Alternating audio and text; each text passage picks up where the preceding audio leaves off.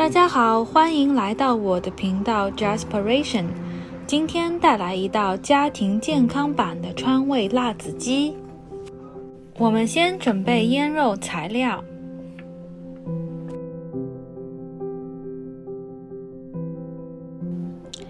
将鸡腿肉切成3厘米左右的小块，然后加入料酒、生抽、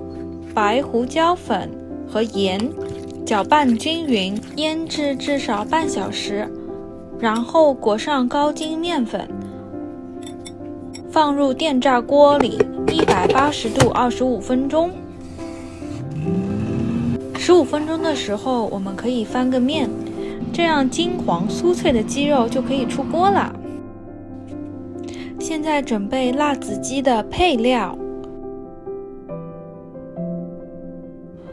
将红葱头切小块，然后放入料理机中，再加入大蒜、姜切小块，放入到料理机中打碎待用。我们将葱切小段，再准备干辣椒适量切小段，然后把所有配料放一边待用。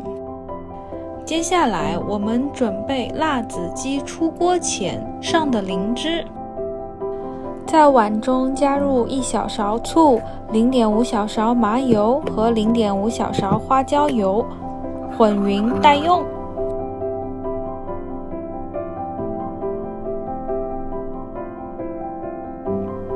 热锅下油，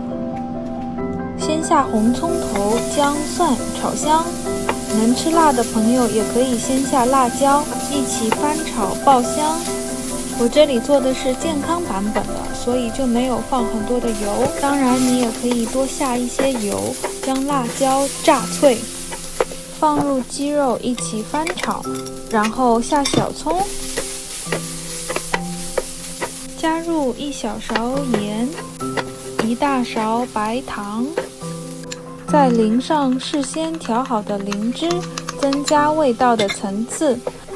最后放入2大勺白芝麻，